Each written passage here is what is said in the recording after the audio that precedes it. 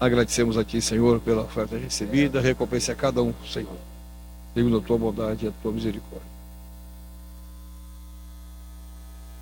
Amém. Meus amados, nós queremos, na quinta-feira, tivemos aqui separação de obreiros, reconhecimento de outros e troca de credencial de outros. E o pastor evangelista Marco Antônio foi chamado aqui, mas estava trabalhando e não foi possível fazer essa troca. Nós iremos proceder nesse instante.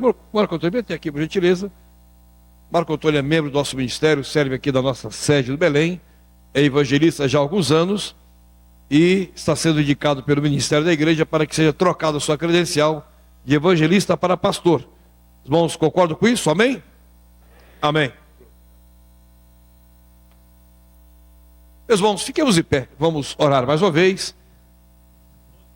Glória a Deus. Após a oração, o pastor Alderi estará entregando esta segunda hora de estudos. Vamos convidar o pastor Almirante para orar conosco. O pastor Almirante é o pastor da igreja em Paraguaçu Paulista. Saúde a todos com a paz do Senhor. Oremos. Amado soberano Pai, aqui estamos reunidos na Tua presença nesta manhã maravilhosa, Senhor, onde estamos aprendendo as profundas lições para a nossa vida espiritual, para o nosso ministério. Nós entregamos nas Tuas mãos, Senhor, o Teu servo que agora estará fazendo a ministração da Tua palavra. Usa-o de uma maneira gloriosa, Senhor. Abre a nossa mente para que nós possamos assimilar tudo aquilo que nos é ensinado, Pai, para a glória e louvor do Teu santo nome. Assim seja. Capítulo 11, verso 11. Jesus entrou em Jerusalém no templo e, tendo visto tudo ao redor, como já fosse tarde, saiu para Betânia com os 12. E no dia seguinte, quando saíram de Betânia, teve fome. E vendo de longe uma figueira que tinha folhas, foi ver se nela acharia alguma coisa. E chegando a ela, não achou senão folhas, porque não era tempo de figos. E Jesus, falando à figueira, disse: nunca mais coma alguém fruto de ti. E seus discípulos ouviram isto. No capítulo 11, verso 19. Sendo já tarde, outra vez, no outro dia, saiu para fora da cidade, isto é, já de Jerusalém. E eles, passando pela manhã, viram que a figueira se tinha secado desde as raízes. E Pedro, lembrando-se, disse-lhe: mestre, eis que a figueira que tu amaldiçoaste se secou. E Jesus, respondendo, disse-lhes: tende fé em Deus, porque em verdade vos digo que qualquer que disser a este monte, ergue-te e lança-te ao mar, e não duvidar no seu coração, mas crer que se fará aquilo que diz, tudo o que disser lhe será feito. Amém. Tome seu assento, mas mantenha a sua Bíblia aberta no texto. Vamos ver se a gente consegue começar e terminar esse assunto. Deste ensino nesta manhã é por que devemos secar a figueira. Por que devemos secar a figueira? Esta entrada do Senhor Jesus em Jerusalém e esta segunda purificação que nós chamamos ou a limpeza do templo, já é a segunda vez. A primeira vez, se os irmãos podem folhear a sua Bíblia, mas sem perder o texto que nós estamos aqui em Marcos, no capítulo 2 do livro de João, nós encontramos o relato da primeira purificação, isto é, da primeira vez que o Senhor Jesus entrou no templo. No capítulo 2, verso 13 em diante, estava próxima a Páscoa dos judeus, e Jesus subiu a Jerusalém, e achou no templo os que vendiam bois, ovelhas, pombos e os cambiadores assentados. E tendo feito um azurrague de cordéis, lançou todos fora do templo, bem como os bois, ovelhas, e espalhou o dinheiro dos cambiadores, derribou as mesas. E disse aos que vendiam pombos: tirai daqui estes e não façais da casa de meu pai casa de vendas. Então aí você tem o primeiro relato a respeito dessa atitude do Senhor Jesus de manter a sua casa limpa. Agora, o que você sentiria se o senhor que me ouve agora, se o irmão pastor que me ouve agora, tivesse feito uma purificação por ordem divina, tivesse feito um ato de limpeza como este, 3 anos depois você volta ao templo, e agora você pode, por favor, retornar ao livro de Marcos, capítulo 11. 3 anos depois, você volta ao templo e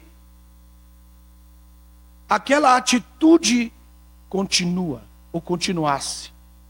Como você se sentiria se você tivesse feito um esforço tremendo, um esforço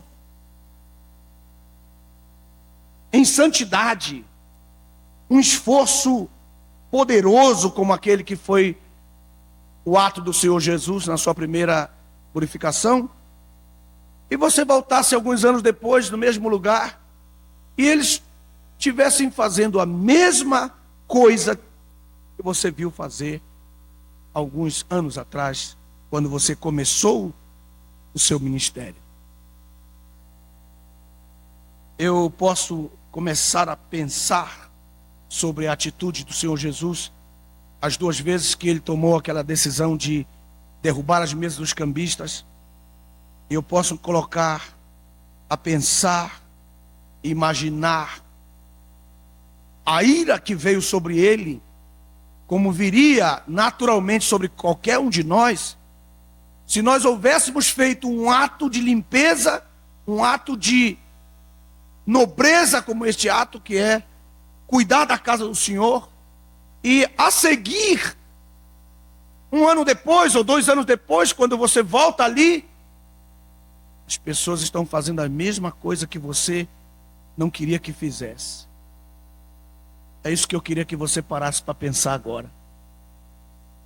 Então o Senhor Jesus parou e pensou: eu quero resolver esse problema de uma vez por todas. Eu não quero mais que isso aconteça. Eu não quero mais que esta situação triste continue acontecendo na minha casa. E eu tenho certeza que ele orou ao Pai, dizendo: Pai, me dá uma ideia, me dá autoridade para que eu possa limpar de uma vez por todas a minha casa. Porque eu fiz isso na primeira vez e eles continuam fazendo de novo. É como se você tivesse pregado na sua igreja uma mensagem e por alguns dias houvesse um avivamento na sua igreja e se deixasse de fazer aquilo que foi o tema da sua mensagem e que radicalmente você aparentemente pensou que aquela mensagem houvesse curado aquele problema. E você, depois de alguns meses, observa que continuam fazendo a mesma coisa.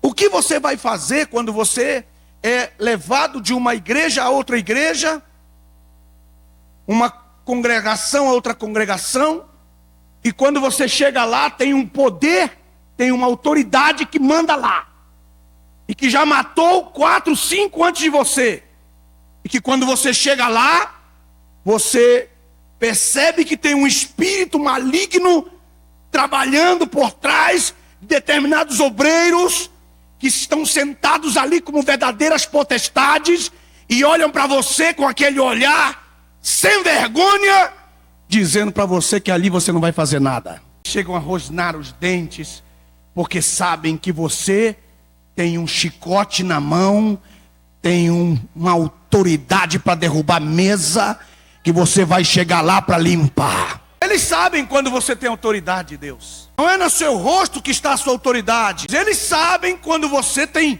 a graça de Deus e que chegou ali, e que quando chegar ali, quando você tomar autoridade ali, serão os últimos dias do seu império ali, porque chegou a hora daquele cambista sair fora. Então, o que eu vou fazer para arrebentar esse cambista? O que eu vou fazer para tirar esse vendedor de boi de lá de dentro da igreja? O que eu vou fazer para destruir aquele vendedor de pombinhas que prega sobre o Espírito Santo, mas para fazer dinheiro? Gostariam de saber esta manhã? Diga, eu gostaria. Então prepare-se, porque o negócio é barra pesada. Por que que eles continuam vendendo quando depois de uma mensagem que você prega, ou depois de uma entrada triunfal, escute só, entrada triunfal, é o que eu escrevi, e todos os textos estão escritos isso aqui, ó. Antes dele limpar o templo, ele teve uma entrada triunfal, teve uma posse, teve uma reunião de posse. Digo uma coisa para você: se você não matar o galo no primeiro dia, o galo te mata no segundo. Tá cheio de galo nas nossas... Tem uns pintinhos também. Queria que vocês observassem comigo alguns detalhes importantes. Em primeiro lugar, dessa entrada triunfal, para nós chegarmos lá onde nós realmente queremos. No capítulo 11, no versículo 1, acompanhe comigo. Se tiver uma caneta, você anote, vai ser importante para você anotar esses detalhes. Verso 1. E logo que se aproximaram de Jerusalém, de Betifagé e de Betânia, Betânia é um ponto fundamental aí, junto ao Monte das Oliveiras, enviou 2 dos seus discípulos, 2, e disse-lhes: ide à aldeia que está defronte de vós. Põe um colchete aí, defronte de vós, que você vai precisar. O que você diria nesse texto? Ide à aldeia que está defronte de vós. Para uma entrada triunfal e para um desafio que eu tenho, que é a limpeza do templo, eu preciso sempre de um jumentinho. Não pense que você sozinho vai fazer a obra. Você pode ser o Cristo. Você pode sentir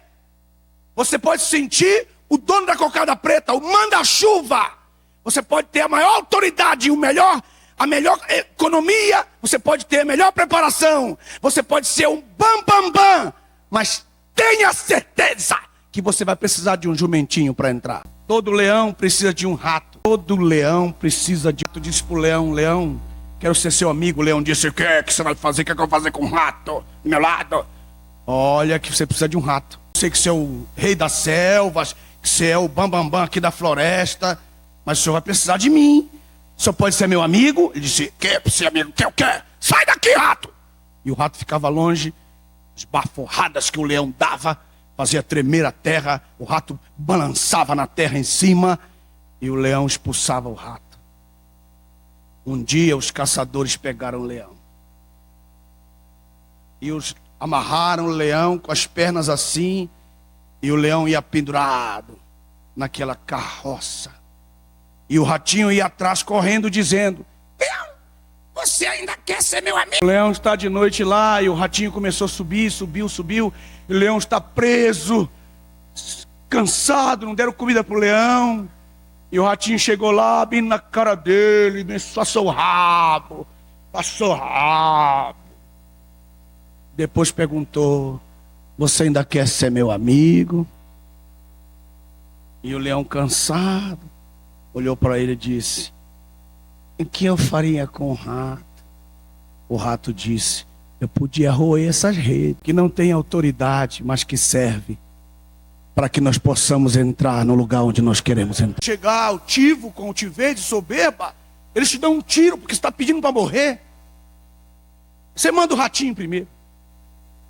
O ratinho vai lá, diz: ó, o negócio está feio aí, tá? Pode ser. Tá. Ó, tem um fofoqueiro lá, ó. Aquela ali é do ciclo de oração, é a mais fofoqueira que tem lá. Aquele ali é o presbítero, aquele cara manda em todo mundo, ó. Ó, aquele lá é o irmão do tesoureiro, aquele lá. E o ratinho te dá toda. Então aí é a entrada triunfal de Jesus. Ele é o rei. Ele vai ser aclamado, hosana, ele vai ser recebido. Mas ele parou e pensou: preciso do jumentinho. Talvez você não tenha ainda alcançado uma entrada triunfal na sua vida e no seu ministério por causa da soberba. Você precisa do jumentinho. E o jumentinho é onde você vai montado. Porque se você montar no jumentinho, é diferente de você montar num cavalo. Se você montar no jumento, eles vão dizer: pobre coitado que vem montado no jumento. Não importa. O importante é você. Deixe que eles pensem, deixe que eles creiam, deixe que eles fofoquem, deixe que eles digam, deixe que eles falem. O importante é que você sabe aonde você quer chegar. Não importa se a humildade aparentemente te atrapalha, mas a humildade te ajuda, te conduz, te leva até onde Deus quer que você chegue. Olhe para o seu irmão que está do seu lado. O que fazer para pegar o jumentinho? Vamos, capítulo 11, verso 2. O jumentinho, verso 2, ide à aldeia. O jumentinho nunca está na cidade. O obreiro que te serve nunca está na universidade. O obreiro que te serve nunca é bambambam. Bam, bam. O obreiro que te serve, ele é simples, ele é humilde, ele sempre está na aldeia. 2. O jumentinho, verso 2, está defronte de você. Muitas vezes você está esperando um outro que vem de fora. Muitas vezes você está esperando um que vem da Austrália, do Japão, dos Estados Unidos. Está esperando um que venha de um país rico, de primeiro mundo. E o jumentinho está na frente de você dizendo: eu posso lhe servir, pastor? Posso carregar sua mala? Os irmãos estão aí. Número 3. O jumentinho está preso. Veja, verso 2. E logo que ali entrades, encontrareis preso um jumentinho. Preso. Por que ele está preso? Ele está preso não é porque ele cometeu nenhum crime. Ele está preso porque Deus guardou ele para te ajudar. E muitas vezes ele se sente mal, porque ele quer servir alguém. Jumentinho, ele está disposto. Ele vem e diz: estou aqui, estou preso. E muitas vezes ele pensa: ninguém olha para mim, ninguém gosta de mim, ninguém me chama atenção. Não, Deus colocou ele preso lá só para te ajudar. Será que você não tem um jumentinho na aldeia, está de frente de você, e está preso, e você está desprezando ele? Talvez você que está me ouvindo agora nesta manhã, até se sente um jumentinho desse, que está assim, porque eu mesmo que vos estou falando aqui nesta manhã, muitas vezes, na maior parte do meu tempo, da minha vida, eu fui um jumentinho. Já levei filha de pastor, do meu pastor, para a escola. Depois elas cresceram. Depois se tornaram grandes cantores famosos. E um dia eu estava lá, numa dessas cidades aí onde faz grande congresso. E eu cheguei perto delas, 2 filhas, grande pastor aqui do Brasil. E falei assim: ô fulana, tudo bem? Tem mamadeira na boca, sim. E ela olhou assim para mim e disse: quem é você? Eu disse para ela: eu que dava mamadeira para você. Aí ela disse: quem é você? Eu disse: sou fulano de tal. E se assustou. E depois não adiantou mais querer consertar. O jumento está preso. Não é porque alguém te fará de escravo. É porque Deus te prenderá para que você aprenda a servir. Para que amanhã, quando você chegue a ter a autoridade que Deus vai te dar, você tenha aprendido a servir. Número 4. Veja aí, outro colchete. Sobre o qual ainda não montou homem algum. O jumentinho é virgem. Ninguém montou nele. É um obreiro. É ele. E você diz: você tem compromisso com alguém? Não. Você já serviu alguém? Não. Porque ele é virgem. você vai ensiná-lo, vai revelar a palavra de Deus para ele, vai revelar o serviço a ele, ele vai te servir e ele não terá compromisso com ninguém, porque ele será seu discípulo até a morte. Ele não tem compromisso com A e B, nem C, nem D. Ninguém monta nele. Ele tem uma fidelidade. E o que você fala para ele, ele não divulga. O que ele vê na sua vida, na sua casa, ele cala-se, porque ele nasceu para te servir. E nesta manhã, eu queria agradecer a Deus por todos aqueles que servem os seus pastores. Quantos de vocês aqui já serviram os seus pastores? Levante a sua mão direita. Então glorifique a Deus pela sua vida. Número 5. Soltai-o e trazei-mo. O jumentinho será solto. E quando ele for solto, ele não vai ficar solto na estrebaria. Ele vai ser solto para servir a Jesus. Soltai-no. Aí não está dizendo soltai-o e levai-o. Deixai-o livre, libertino, andando de cima para baixo, de baixo para cima. Não, soltai-o e trazei-mo a mim, porque eu sou o Senhor dele e quero usá-lo. Então, uma mensagem de serviço. Talvez você queira ser cacique, mas antes de ser cacique é preciso ser índio. Quantos que estão soltos, irmãos? Ninguém manda em mim, eu não tenho pastor nenhum, ninguém manda no meu ministério, eu vou onde eu quero, eu faço o que eu quero na minha vida. Você está solto. Oh, que bênção que você está solto, mas você não foi levado a Jesus. Verso 3. E se alguém vos disser, por que fazeis isto? Diz ele que o Senhor precisa dele. Quando te soltarem para servir a Jesus, muita gente vai ficar com inveja.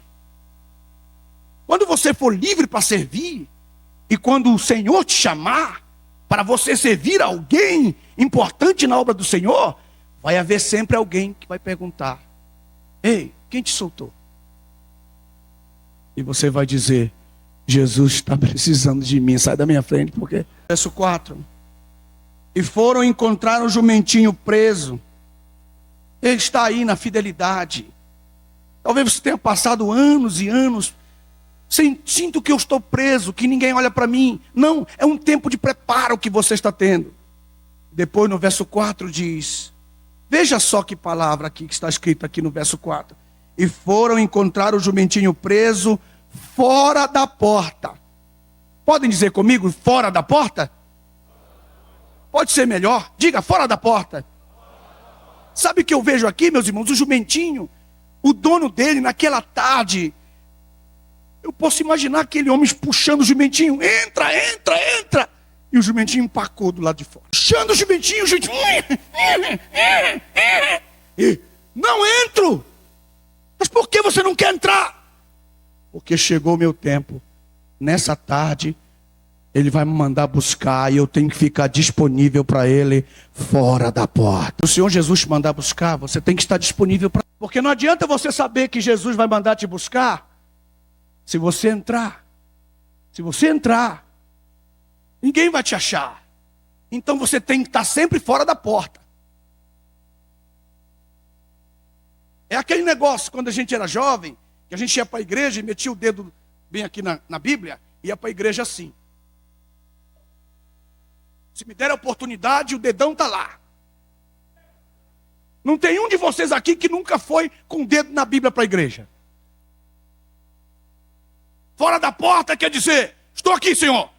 O Senhor precisa de mim? Não, não precisa de você hoje não. Outro dia, de novo, encha a paciência do teu pastor. Sim, senhor pastor, estou aqui. Sai da frente, rapaz. No outro dia, de novo. Vai chegar o dia que não vai ter ninguém, aí ele vai ter que usar você.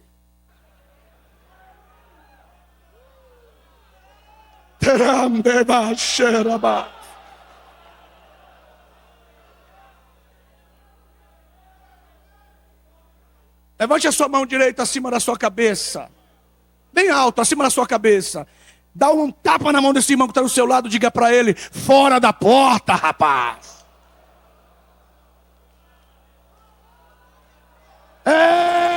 Esse é o nosso Deus.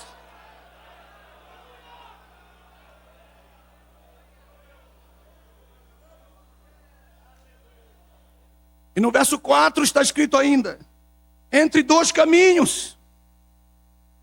Sempre você vai estar entre dois caminhos. Por quê? Porque se aquele pastor não quiser te usar, Deus vai ter outra saída para você.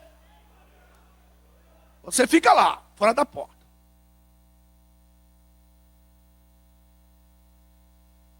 Fique lá. Não sai de lá não. Só tem um caminho certo. Um para cá é o certo, o outro é o errado.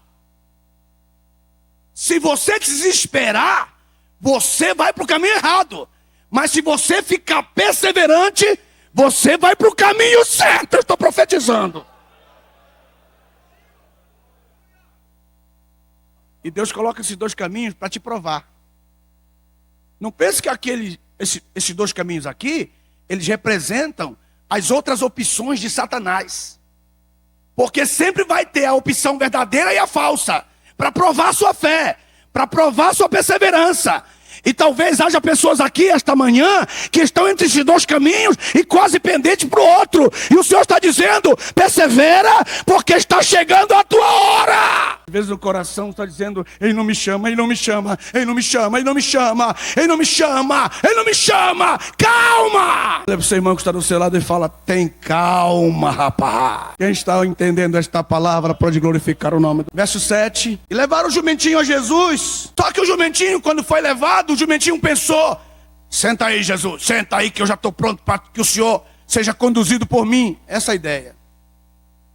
Geralmente o servo, ele pensa que ele pode mandar. Em alguma circunstância, ele pode ordenar. O jumentinho chegou e talvez, se fosse qualquer um de nós, dissesse: senta aí, Jesus, senta, porque eu estou afoito para entrar naquela cidade ali. Jesus olhou para o jumento, e o jumento olhou para Jesus, e Jesus olhou para o jumento, e o jumento assim, pensou: ué, não vai sentar? Jesus disse: não. Mas por quê? Eu não sento em jumento que não tem sela. Tem que ter uma sela para eu sentar em você. Essa sela é a preparação para Jesus. Você não pode servir a Jesus se você não se preparar para recebê-lo. E como não tinha cela, Jesus disse: faça uma cela aí rápido. Mas com o quê? Com a roupa de vocês. E os discípulos tiraram a roupa. Tiraram a roupa. Cada um tirou a roupa e todo mundo foi tirando a roupa. E foram colocando assim em cima do jumento. Jesus olhou. Tá bom. E Jesus sentou. Mas era tanta roupa para Jesus sentar, que não havia mais lugar para colocar na cela para Jesus sentar. Então eles colocaram na frente. Escute isso. Jesus gosta de coisa fofa.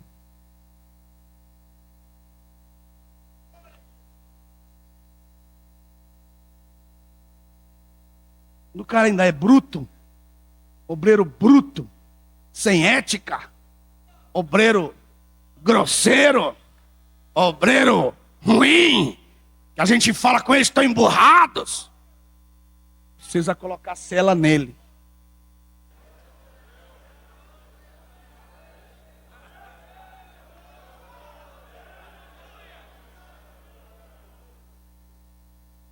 E você fala, camarada, vocês são servidores do templo, que tem mais uns aí, né?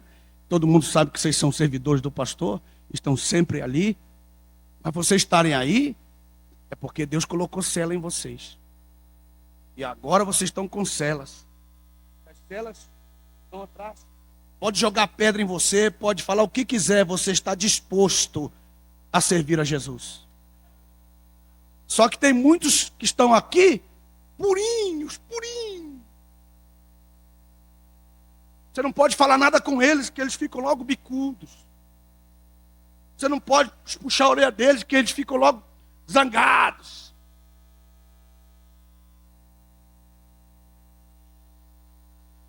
Mensagem simples. Mensagem simplesinha. Cafezinho com leite para você. Mas essa é uma realidade. Não adianta querer servir. Tenho que ter cela sobre mim. Tenho que aprender a servir. Saber entrar e sair. Saber bater a porta para entrar. Saber quando eu ouço alguma coisa confidencial, eu não tenho que falar para minha madrinha, nem para minha mãe, nem para minha sogra, lá na minha casa, porque eu tenho cela, jumento selado, preparado para Jesus entrar. E Jesus só entra quando ele tem cela.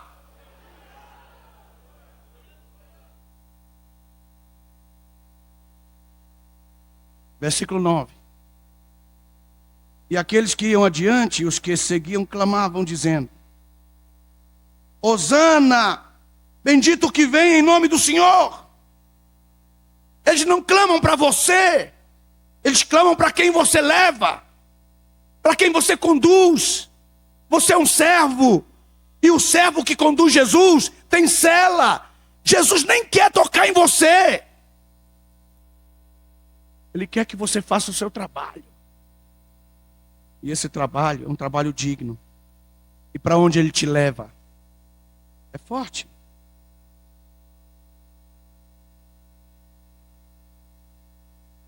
Os que iam adiante e os que iam atrás. Você tem que saber que os que vão adiante de nós preparam caminho para nós. E os que vão atrás nos seguem. Você sabe por que aquele sacerdote descia de Jerusalém para Jericó? Mas como que o sacerdote descia de Jerusalém para Jericó? Passou de longe e não pegou o homem que estava destroçado, destruído, acabado no caminho? Diga por quê? Vocês querem saber? Diga por quê? Porque ele não tinha azeite, não tinha atadura, não tinha vinho, não tinha cavalgadora, e não tinha nada. E não era porque ele não queria, não, ele queria, só que ele estava despreparado. Só a pessoa preparada é capaz de fazer o bem para os outros, rapaz. Agora você, que vergonha esse sacerdote, acostumado com o vinho do santuário, o azeite do santuário, andando sem azeite pela rua.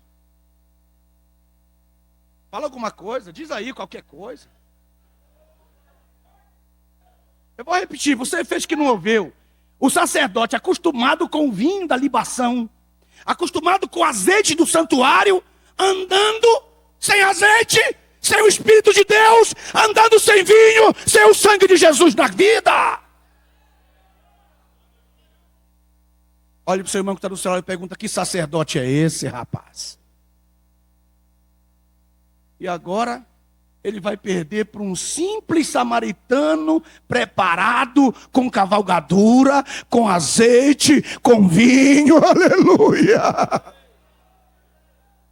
E às vezes você, como o grandão, o grande, o sacerdotão, o sumo sacerdote, está perdendo para um samaritano com azeite na mão.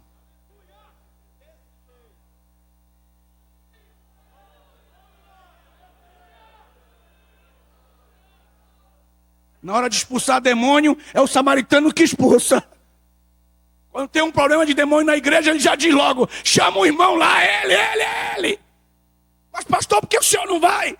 É o sacerdote sem azeite e sem vinho, andando, descendo de Jerusalém para Jericó. Era para ele estar subindo de Jericó para Jerusalém, e ele está vindo no caminho contrário.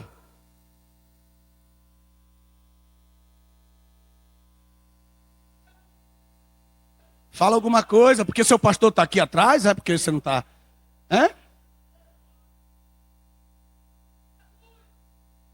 E agora, veja o texto. Jesus enfim chega ao verso 11. E Jesus entrou em Jerusalém no templo. E agora que está o assunto. E tendo visto tudo ao redor. Marque essa palavra, tudo ao redor, tudo ao redor. O que é tudo ao redor? Quando ele chegou lá, ele olhou assim, olhou olhou para o lado, para a direita, para a esquerda, para trás, para frente. E sabe o que ele viu? Ele viu um camboriú. Ele viu um camboriú.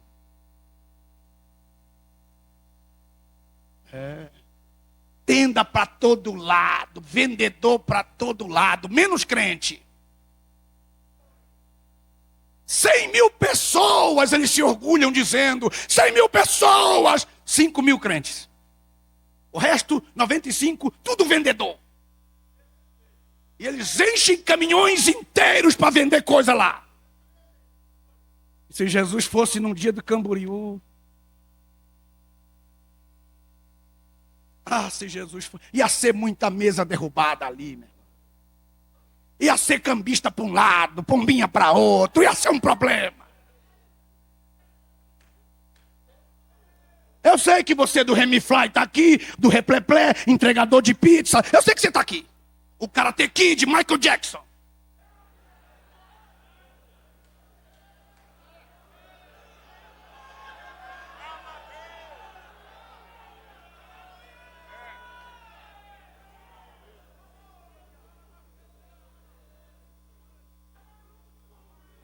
E Jesus olhou para Jerusalém, a Camboriú de alguns anos atrás, e olhou, e o coração de Jesus se entristeceu profundamente, de tal maneira que Jesus não quis ficar em Jerusalém, Jesus não quis passar a noite naquele dia.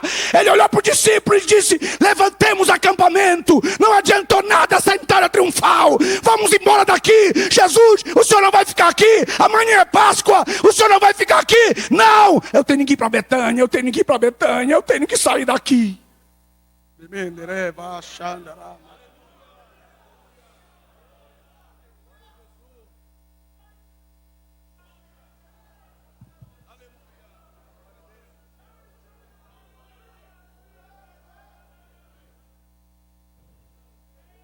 Saiu lá e não ficou.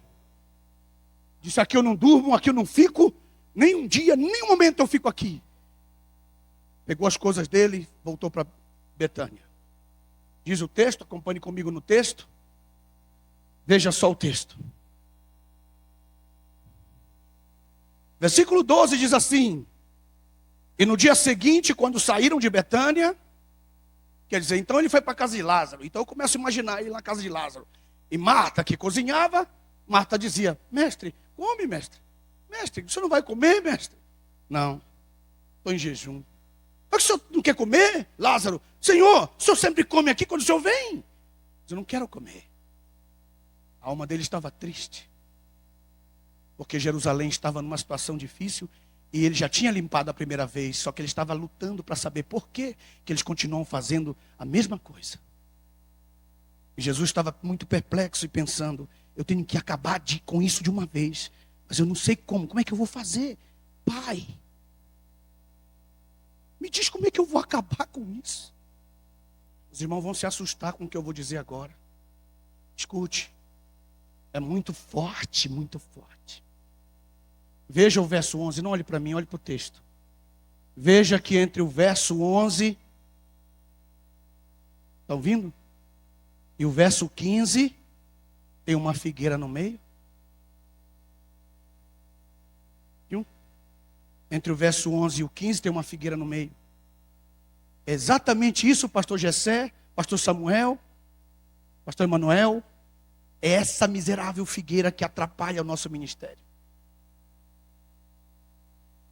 Agora, quem levou Jesus para Betânia? Como que o Pai conduziu Jesus para revelar a Jesus o segredo de tudo? Isaías, e onde estava o segredo de tudo? O segredo de tudo estava atrás daquela miserável figueira estéril. Deixa eu dizer uma coisa para você agora que está me ouvindo silenciosamente. Entre a glória do seu ministério e o sucesso da obra que Deus te deu, tem sempre uma figueira. Mas eu te digo agora em nome do Senhor Jesus: não tenha medo da figueira. Deus te deu autoridade para secar a figueira. Essa figueira reina, ela reina forte.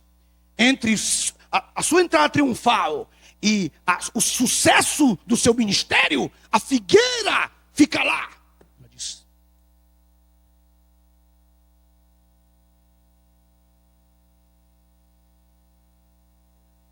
Cheio de folha. Folha. Você procura fruto nela, não tem nada. Mas Jesus não foi nem procurar fruto nela. Jesus foi procurar alguma coisa. Ele diz assim, alguma coisa. Vamos ver se eu encontro algo. Porque Jesus sabia que não era tempo de figos. Então ele parou e pensou, não vou me contradizer, não é tempo de figos. Mas se ela tiver pelo menos um brotinho. Tem obreiros que estão impedindo o seu ministério na sua igreja, só estão cheios de folhas, que são dons. A única coisa que eles fazem é tapar a vergonha deles, como Adão. Eu tenho culpa que foi Adão que pegou folhas de figueira. Eu tenho culpa que seja de figueira, essa palavra. A única coisa que eles fazem é tapar a vergonha deles, sexual. E alguns nem direito fazem isso.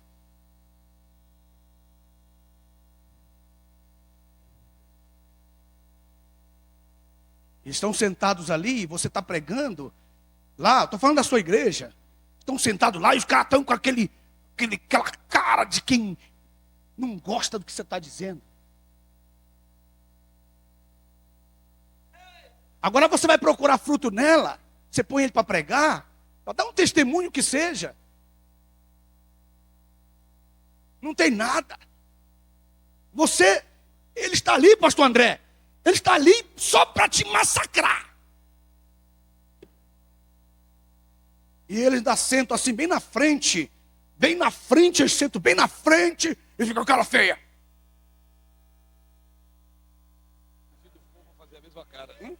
Induzindo os outros a fazer a mesma cara. E aí eles estão, e você olha para ele e diz assim, como ele vai ser o meu sogro? Como ele vai ser meu tio?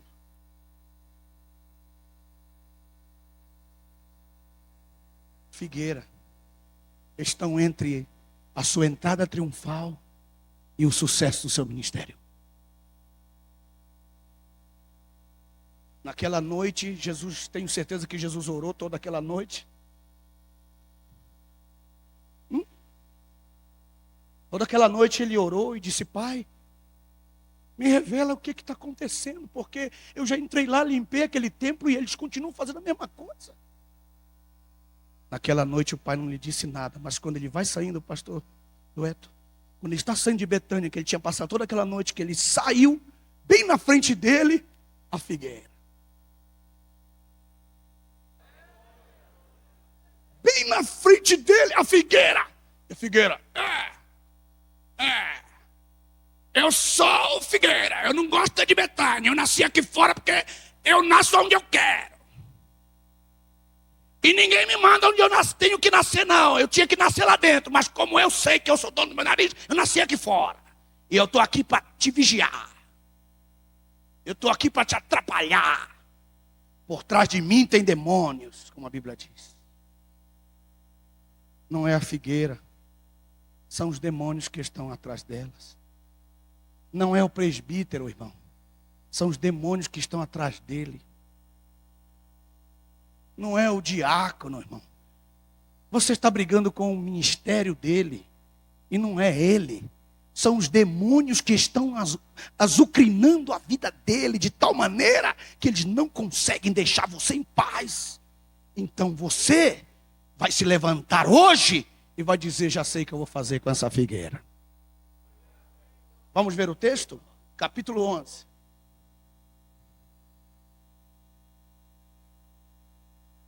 Versículo 13. E vendo de longe uma figueira que tinha folhas, foi ver se nela acharia algo.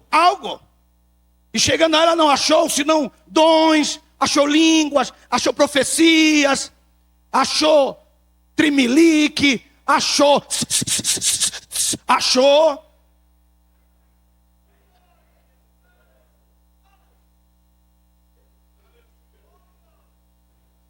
Vocês estão aí? Vocês estão aí mesmo?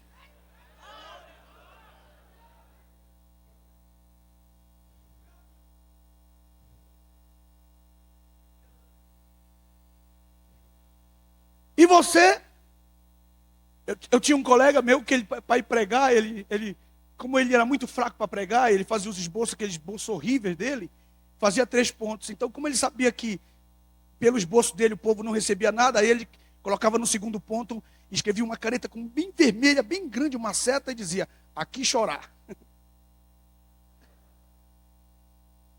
E no terceiro ele colocava bem grande, verde, aqui fala línguas. E na conclusão ele dizia: aqui faz o barulho da chaleira.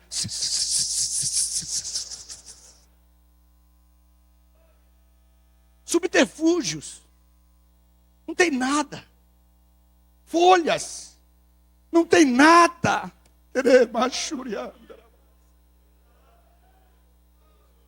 Ninguém crê no que ele diz.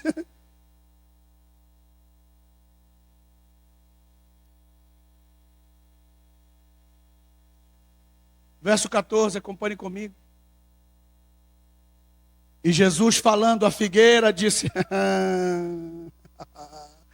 já sei quem é que está, que negócio assim. Já sei, já discerni quem é esse negócio. Irmão, não tem um obreiro, pastor, presidente de campo, diretor de setor, não tem diretor de congregação, da menor que seja, que não tem uma figueirinha na vida.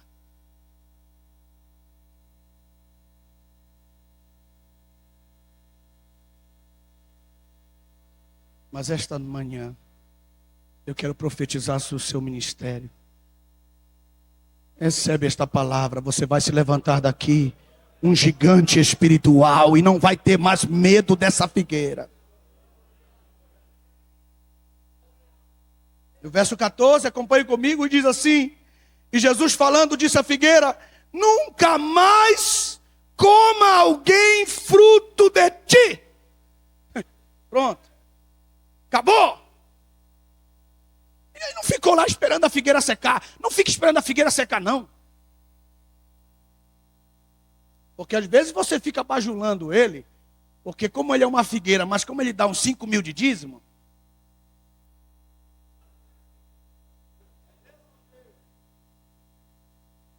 e alguns deles são tão ousados, que para você não recusar, ele já chega com o slip do banco: pastor, já depositei.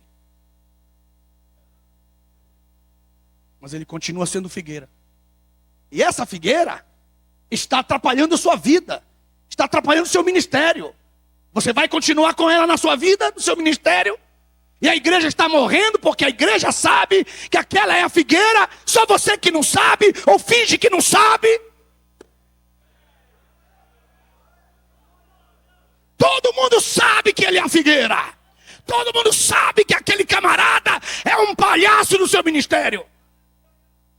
E você faz de conta que não faz. Vai levando. A sua mulher já avisou. A sua mulher já disse: eu não vou com a cara desse cara.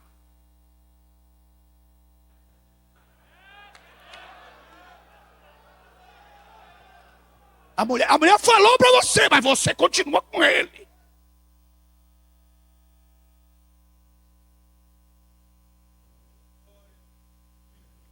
E o que é mais incrível, irmão, é que essas figueiras oferecem carona para a gente quando a gente vem. A gente vai para uma viagem grande, como eles sabem que eles não pregam, eles não cantam, eles não tocam, eles não fazem nada, porque eles são nada. Aí eles dizem: pastor, geralmente são carros bons. E como o seu é meio furreca, aí você vem no carro da figueira.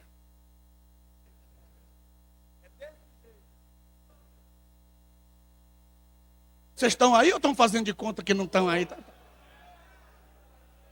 E você vai ficando na mão da figueira. E essa figueira é para secar.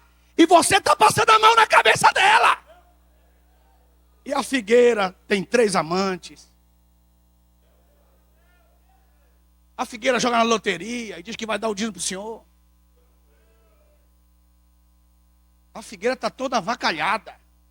E você está perguntando: Deus, me revela qual é o meu problema, que eu nunca consigo sucesso nessa igreja. E liga para o outro colega: você não quer trocar de igreja comigo, não? Por quê? Que aqui está duro, hein? Aqui está duro. Aí vai o outro pastor lá, mata a figueira, arrebenta tudo. Aí depois diz: você não quer destrocar, não?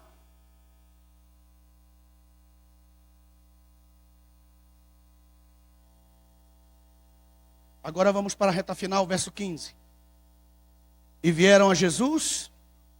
E Jesus entrando no templo, olha o que Jesus fez. Começou a expulsar os que vendiam, compravam no templo, derribou as mesas dos cambistas, as cadeiras que vendiam pombas. E o que é mais impressionante de tudo aqui, irmão, esse versículo serve uma boa mensagem para você pregar na sua igreja. Olha aqui, ó. E não consentia que ninguém levasse nenhum vaso ao templo. Ó, vaso ao templo. Sabe aquele negócio? Pastor, eu tenho um pregador aí que o senhor não sabe, é um homem de Deus, cheio do Espírito Santo. Quando ele prega, arrebenta tudo. Não leva não, porque vai arrebentar tudo. Ele está levando o vaso para o templo e Jesus está dizendo, aqui ninguém leva vaso.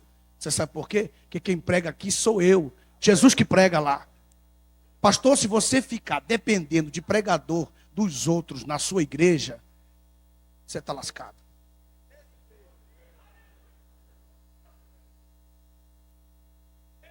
Fala alguma coisa aí, pessoal.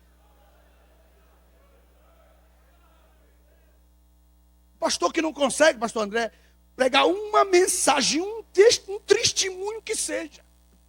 Ele, segunda tem pregador de fora, na terça tem um repleplé, na outra tem a dança da galinha, na outra tem entregador de pizza, na outra, entregador de pizza aqui.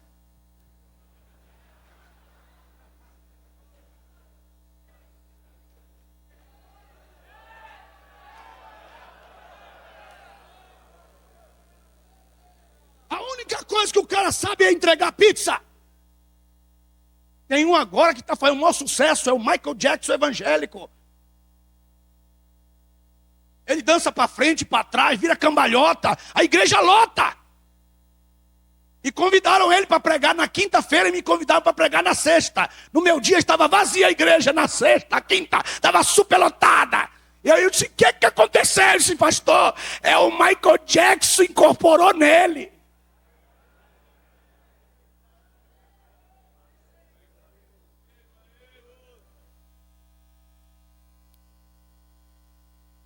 Olha os vasos. Olha os vasos que estão levando ao teu templo. Verso 16. Olha os vasos que estão levando ao seu templo. Vaso furado, vaso rachado, ferrujado. Diga mais algum aí. Sujo. Inútil. Isso. Solta para fora. Você não está querendo se vingar? Se vinga agora.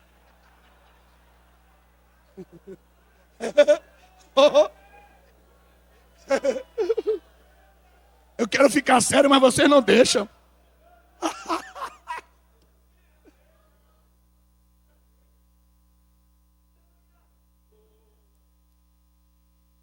Agora surge a pergunta, e a minha pergunta final, e com isso eu termino.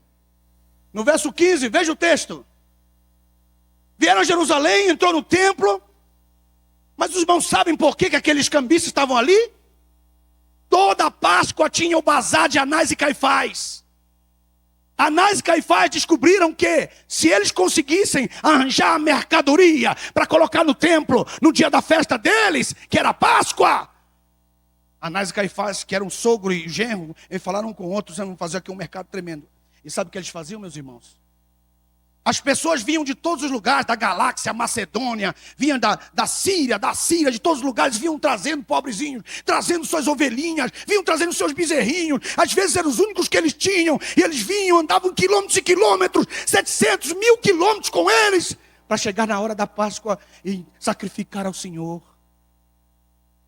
Chegavam lá, tinham que passar por uma inspeção, passava pela primeira inspeção, pegava um tipo de um pergaminho e amarrava numa tipo de uma tala, amarrava no pescoço dele assim, e amarrava, e o bezerrinho vinha cansado, e pendurado no pescoço dele, rejeitado. E chegava na segunda inspeção, pastor André, aí o camarada dizia assim, ó, seu bezerro foi rejeitado na inspeção, o senhor tem que comprar outro aqui do santuário. Mas para você comprar do santuário, Você vai ter que primeiro cambiar seu dinheiro, porque o seu dinheiro eu não consigo trocar aqui, porque aqui é o ciclo do santuário. Então você tem que pagar uma taxa de 20% em cima do seu dinheiro, e depois você tem dinheiro, aí você vai vender aquele por menos da metade do preço, juntar com o que você tem para comprar o mesmo bezerro lá na frente.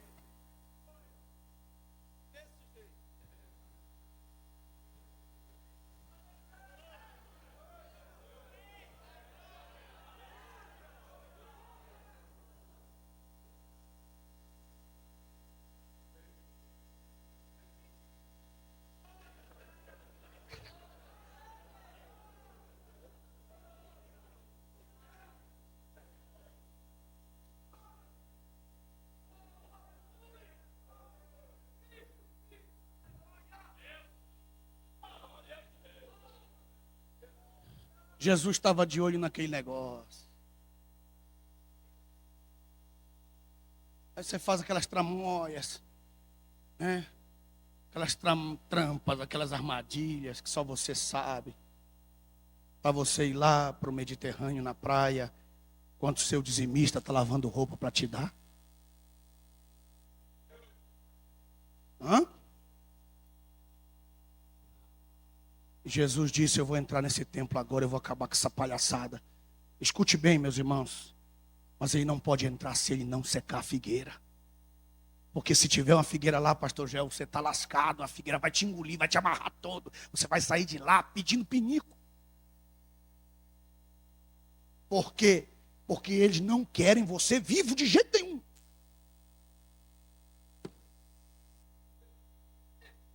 Não adianta você querer lá que bancar um de campeão, não, que você vai morrer na primeira. Você entra no primeiro dia na sua entrada triunfal, na segunda você está com a sua entrada funerária. Sua saída funerária, melhor dizendo. Por quê? Porque você não pode lutar contra carne e sangue, mas sim contra principados e potestades que estão atuando naquele lugar.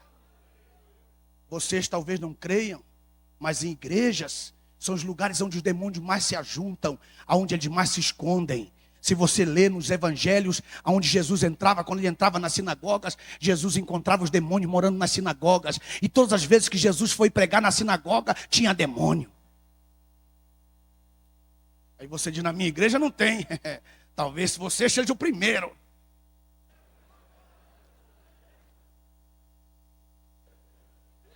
Talvez você nem tenha a figueira, você é que é a figueira lá.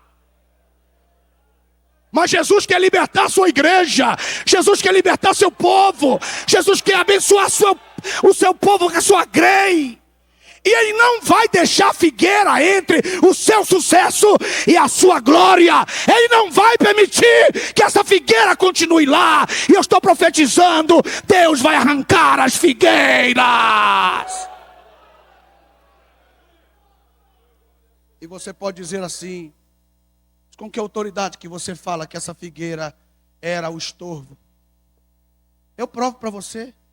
Vamos ver no texto, e assim eu termino no capítulo 11, verso 19. No outro dia à tarde, sendo já tarde, saiu para fora da cidade. Ele não ficou lá. E eles passaram pela manhã e viram que a figueira se tinha secado desde as raízes. Aí Jesus vai dizer duas coisas, porque os discípulos disseram, Pedro disse: mestre, verso 21, a figueira que tu amaldiçoaste se secou. E Jesus olhou para ele e disse: Pedro, Jesus sempre estava dizendo para Pedro. Uma hora Jesus disse para Pedro: homem de pouca fé. Agora ele está dizendo: tem fé. Ele não tinha mais nada. Na outra ele tinha pouca, que ele tem de fé, que ele não tinha mais nada.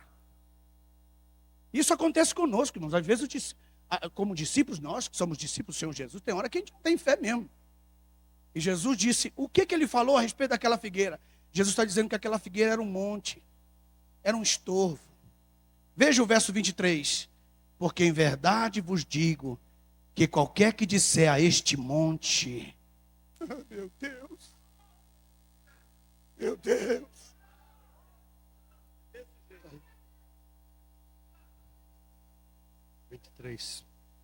Porque em verdade vos digo que qualquer que disser a este monte, ergue-te e lança-te no mar, e não duvidar em seu coração, mas crer que se fará aquilo que diz, tudo o que disser lhe será feito.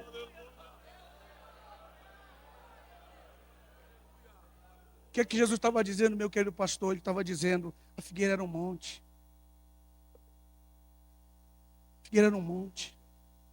Está entre a glória do nosso ministério e o sucesso da nossa obra. Então, nesta manhã simples, o Senhor está dizendo, vamos discernir o que está sendo o empecilho do nosso ministério. O que está sendo o monte da nossa vida? O que está sendo o monte que impede o sucesso do nosso ministério? E muitas vezes nós estamos jogando toda a culpa em Satanás. E a culpa não está nele, está que nós não estamos vendo os montes que estão diante de nós. Vamos orar? Aleluias.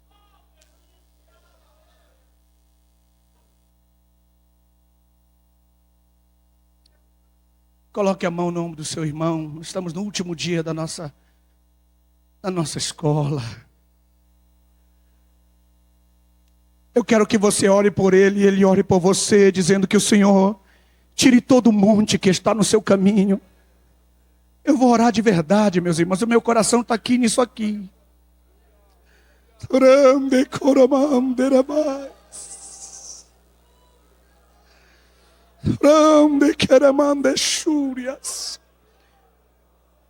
Irmãos, escutem.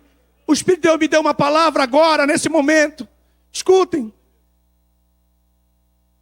Olhe para o seu irmão e diga para ele: Deus vai te libertar hoje dessa figueira. Fala para ele.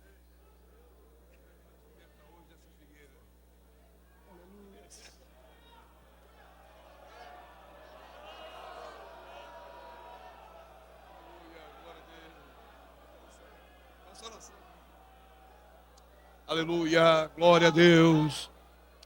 Aleluia, aleluia, aleluia, aleluia. Glória a Jesus, glória a Deus.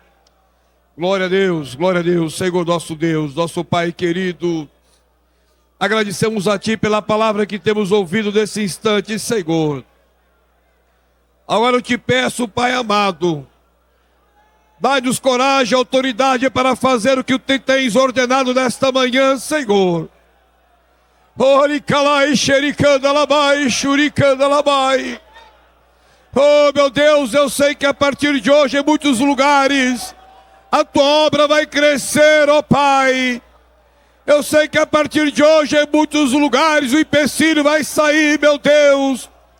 Porque Tu estás dando a esses obreiros a autoridade dos céus para determinar, ó Pai querido, aquilo que não Te agrada, para tirar do meio do Teu povo aquilo que entristece o Teu coração, aquilo que impede o crescimento da Tua obra, ó Pai querido. Aleluia, aleluia, glória a Deus, aleluia. Oh Senhor, nosso Deus, abra o nosso entendimento, dá-nos coragem, ó Pai amado, dá-nos o discernimento para entendermos, meu Senhor, o que temos de fazer para o crescimento da Tua igreja, e que o Teu nome seja glorificado através das nossas vidas. Oh querido Salvador, sara o Teu povo, sara a Tua igreja, meu Deus, tira o empecilho, meu Pai querido, para que o Teu nome seja glorificado, porque a Tua casa será chamada sempre casa de oração. Te agradecemos por esta palavra e Te agradecemos, meu Senhor, em nome de Jesus. Amém. Glória a Jesus. Sentemos, meus amados.